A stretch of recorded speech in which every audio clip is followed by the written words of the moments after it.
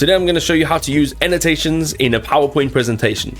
So there's a small setting that we need to put on over here.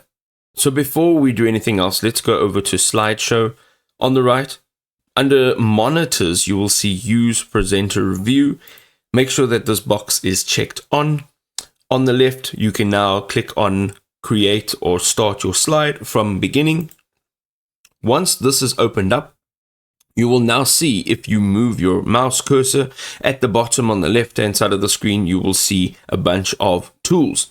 These are your annotations. So if you click over here, you will have your ink annotations, such as a laser pointer like this. You can also use a pen. So this will be a pen. That's really terrible. That doesn't even say pen. And then you can also use a highlighter. You can then see that you can erase some part or all of, and then you can also change your colors. Now you also have this view over here where you can view all of your slides in your presentation, and over here you can zoom in to any part of your slides, like this terrible display over here.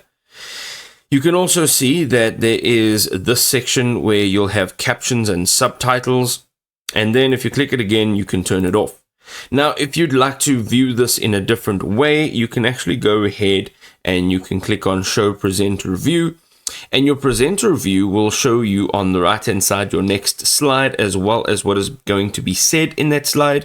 You will also have on the top over here a timer, which you can just reset, and then still you will have all of your annotation tools over here, and you can simply slide from one to the next slide using the arrows over here.